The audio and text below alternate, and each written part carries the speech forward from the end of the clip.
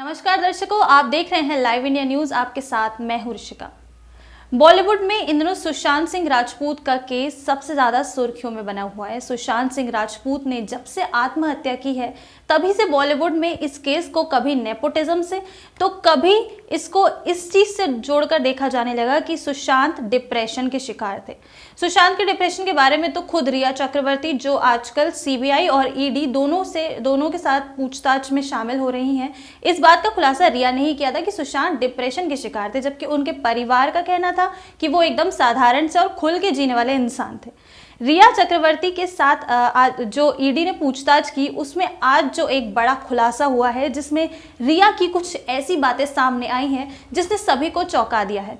रिया जो सुशांत को कहती थी कि वो डिप्रेशन के शिकार हैं, उनके बारे में जो बात निकलकर सामने आई है वो ये है कि रिया खुद ड्रग्स की एडिक्ट थी। जी हाँ, रिया को ड्रग्स का एडिक्शन था। वो कुछ जो ड्रग्स डीलर होते हैं उनसे लगातार व्हाट्सएप चैट्स के थ्रू कांटेक्ट में थी, लेकिन रिया की जो ये चैट्स थी उनने ये आर्चीव चैट में कर दी थी, यानी कि जो मेन चैट बॉक्स हमें दिखता है उसमें ये चैट्स नहीं थे।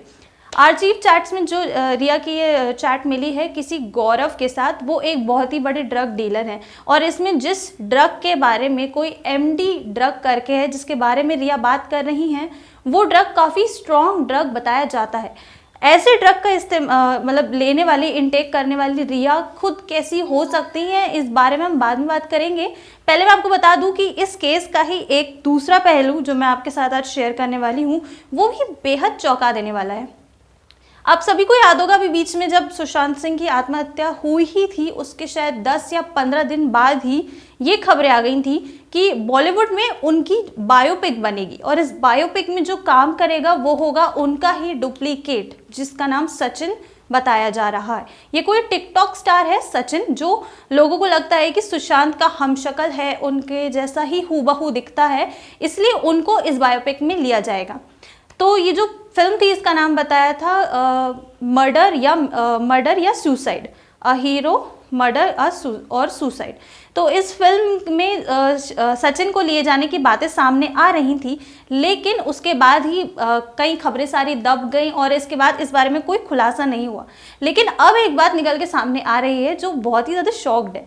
सचिन की इस बायोपिक में जो लेने को जो प्रोड्यूसर्स थे उनका कहना है कि पहले तो कि इस नाम की कोई पिक्चर बनाई नहीं जा रही थी, और जो दूसरी पिक्चर बना रहे थे जिसमें सचिन को लिया जा रहा था वो शशांक नाम से एक पिक्चर थी, जिसमें सुशांत सिंह का केस और बॉलीवुड नेपोटिज्म के केस को जोड़कर दिखाया जाता। लेकिन इस स्टोरी की स्क्रिप्ट सुनने के बाद, पूरा मामला जानने के बाद, शशांक ने क्या किया कि ये जो स्क्रिप्ट थी और ये जो पूरा फॉर्मेट था, ये जो कॉन्सेप्ट था पूरा, ये जाकर सचिन ने किसी दूसरे प्रोड्यूसर, यानी किसी नाम, मैं उनका नाम नहीं लूँगी, किसी बड़े प्रोड्यूसर को सुना दिया। यानी कि इनने एक प्रोड्यूसर का आइडिया किसी दूसरे प्रोड्यूसर के साथ शेयर कर दिया, फॉरवर्ड कर दिया उनको वो आइडिया। इससे ये हुआ कि जो प्रोड्यूसर जिनका ये आइडिया था उनने सचिन के खिलाफ ही एफआईआर दर्ज कर दी है, साथ ही उनके ऊपर शिकायत दर्ज कर दी है। यानी कि अब सचिन खुद ही, जो पहले काफ़ी खुश थे ये सोच के कि उन्हें सुशांत जैसे बड़े स्टार की बायोपिक में वो भी लीड रोल करने का मौका मिलेगा, उनके ऊपर ही अब एफआईआर दर्ज हो गई है, शिकायत हो गई उनके खिलाफ। तब वो खुद ही कानूनी दांवपेच में फंसते जा रहे हैं। अब देखना ये होगा कि रिया की जो चैट्स के साथ खुलासा हुआ है, उसके बाद ये जो केस है पूरा ये कहाँ जाएगा, और जो सुशांत की फिल्म बनने वाली है बायोपिक, उसमें आखिर कौन सा किरदार सुशांत का किरदार निभाएगा, सुशांत की लाइफ को अच्छे से पर्दे पर उकेर पाएगा, ये सब जानना भी बाकी है। नमस्कार।